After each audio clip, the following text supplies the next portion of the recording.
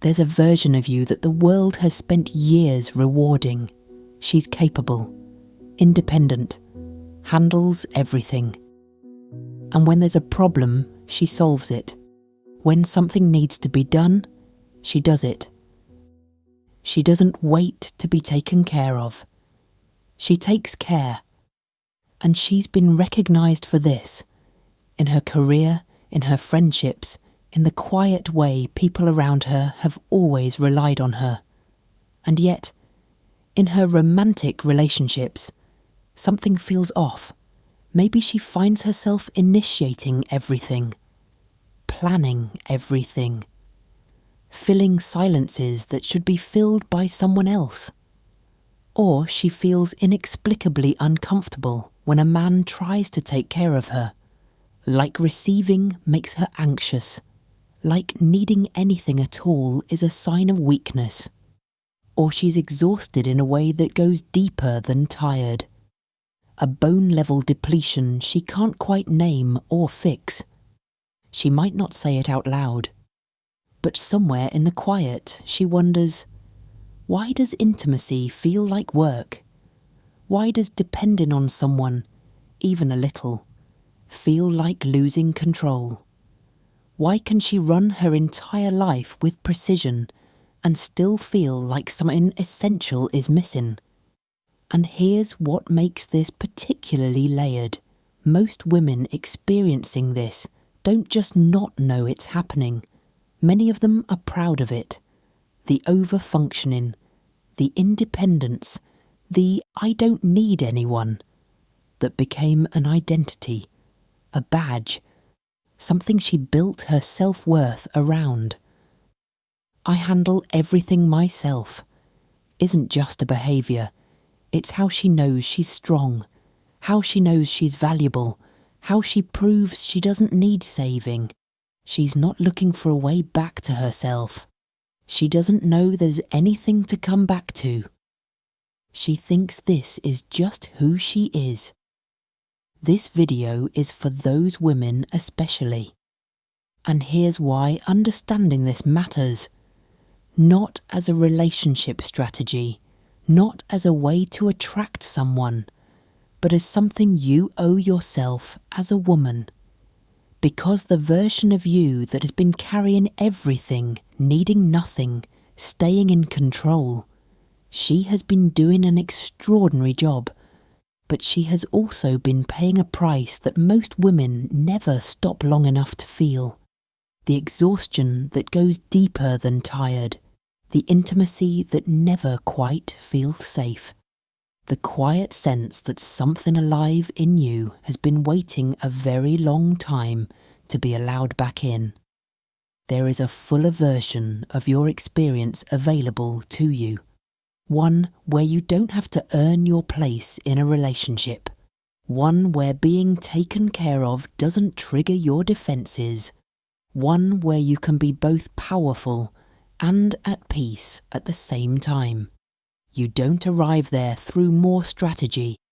You arrive there through understanding. Understanding how you got here, why you adapted the way you did, and what it would mean to consciously choose something different. That is what you owe yourself. Not just better relationships, a more honest relationship with who you actually are. What she's experiencing has a name. And by the end of this video, you're going to understand the psychological and spiritual reasons why so many capable, intelligent women find themselves living at a distance from their feminine energy, often without knowing it, and what it actually takes to come back to it. Before we diagnose the problem, we need to define the thing most people never actually define.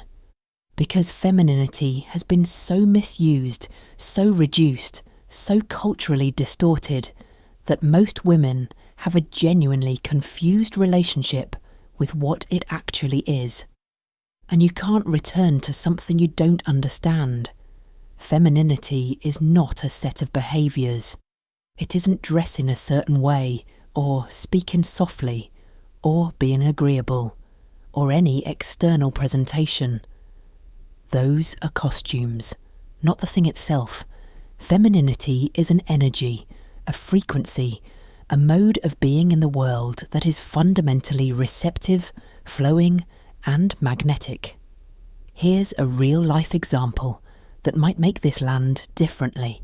Think about two women entering the same room. The first one walks in and immediately starts scanning. What needs to happen here? Who do I need to speak to? What's my role? She's already managing the environment before she's even settled into it.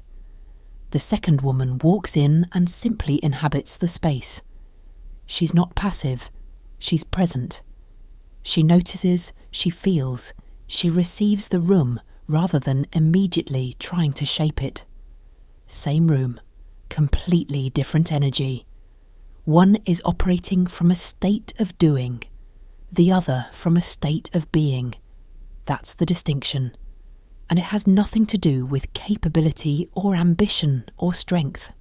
Both women might be equally intelligent, equally successful. The difference is internal, and understanding it is the beginning of everything. Now here's where it gets important, because for most women, the shift away from feminine energy wasn't a choice. It was an adaptation. Think about the women you know who overfunction in relationships. The ones who always initiate, always plan, always manage the emotional temperature of every dynamic. They're not doing this because they want to lead everything. They're doing it because somewhere in their history, they learned that if they didn't, things would fall apart. Maybe it was a household where they had to grow up faster than they should have. A parent who was emotionally unavailable, so they learned very early to need less. A previous relationship where they couldn't trust their partner to show up, so they quietly took everything on themselves. Or simply years of being told, explicitly or implicitly, that needing people is weakness. Here's what that kind of conditioning does to the body. When a person is under prolonged stress or operating in a constant high responsibility role, the sympathetic nervous system, what most people know as the fight or flight response, becomes the dominant operating state. The body is perpetually in assessment mode. What's the threat? What needs to be handled? What do I need to control? That is a masculine energy state, physiologically. This isn't a metaphor. Robert Sapolsky's decades of stress research and Bessel van der Kolk's later work mapping chronic stress onto the human body both document the same thing. Prolonged sympathetic activation doesn't just change behaviour, it changes physiology. The body adapts to its dominant state, and chronic stress over time becomes the body's default setting. And the parasympathetic state, the rest and receive, the open and flowing, the state where feminine energy actually lives, gets chronically underused.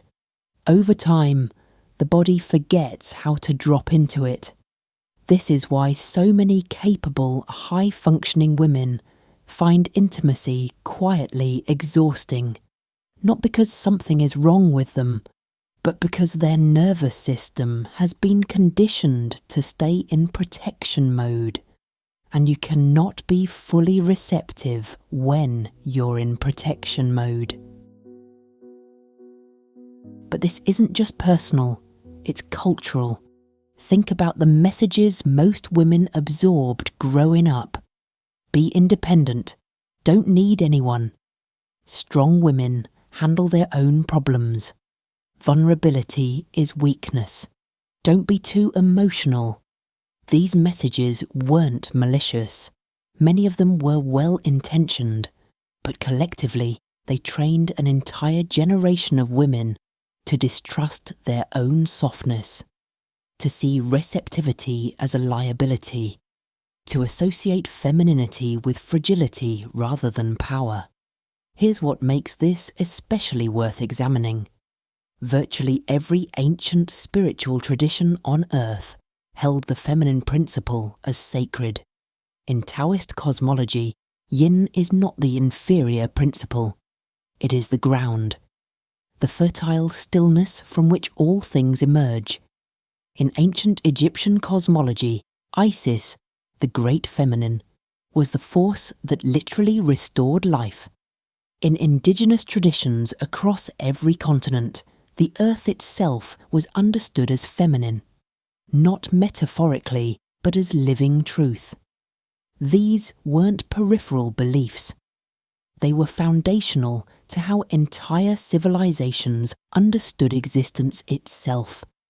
The modern cultural message that softness equals weakness, that a woman's worth is measured by how much she can produce, handle, and achieve independently, is not universal truth. It is historically anomalous, and it has cost women access to something that was never meant to be lost. In Jungian psychology, there is a concept called the wounded feminine. It describes the internal state of a woman who has become disconnected from her instinctual nature, her capacity to feel deeply, receive openly, and simply be without justifying that being through productivity or usefulness. The wounded feminine doesn't always look like suffering.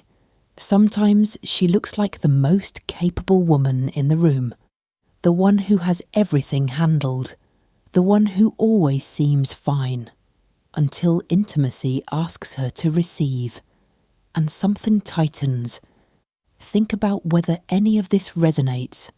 Someone offers to take care of something for you, and you feel a quiet discomfort, like you'd rather just do it yourself.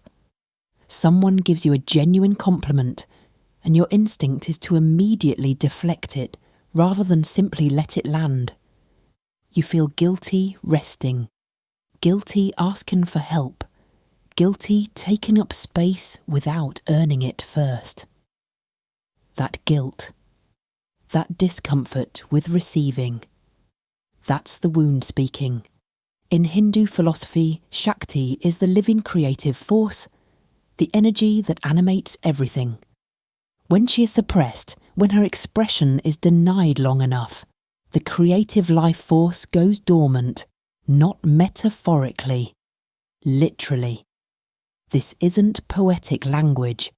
It's describing something measurable that happens in a woman's body, her relationships, and her sense of aliveness when the feminine has been overridden long enough. Something dims. Here's where this becomes very practical.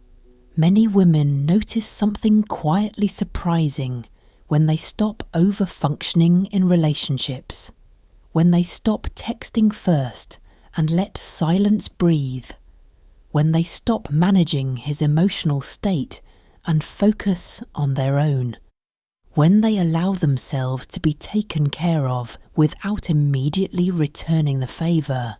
Something shifts. He steps forward, or she discovers he was never going to, which is equally important information. This isn't a tactic, it's nervous system science.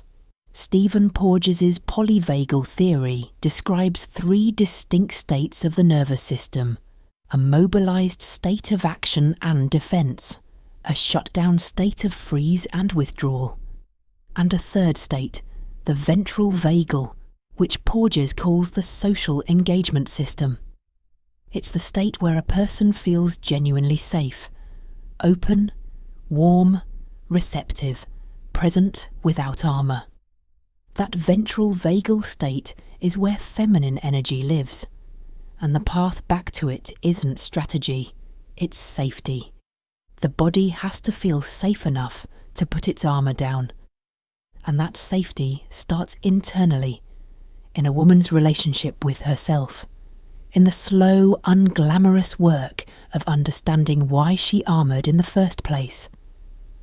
Returning to your feminine energy isn't about becoming something new. The overfunctioning, the control, the emotional self-sufficiency as survival. Those were adaptations, brilliant, necessary adaptations that served you in the environments that required them, but they were never who you actually are underneath them. Here's something to simply observe in yourself. Not fix, not change, just notice. This week, pay attention to the moments when you feel the compulsion to fill a silence that doesn't need filling, to take over something someone else could handle, to text first, plan first, solve first, to deflect a compliment before it fully lands, to feel restless when nothing needs doing. Don't change anything yet. Just watch. Because the noticing, the honest, undefended noticing, is where the returning begins. You can't unlearn an adaptation you haven't yet recognized as one. What the world rewarded in you is real. Your capability is real. Your strength is real. But underneath all of it, beneath the efficiency and the independence and the being fine, there is something that was never the problem. There is a part of you that knows how to receive, how to be, how to feel without immediately trying to fix what you're feeling. You didn't lose your femininity. You learned to survive without it. And the most important shift isn't about adding something new. It's about understanding why you moved away from it in the first place.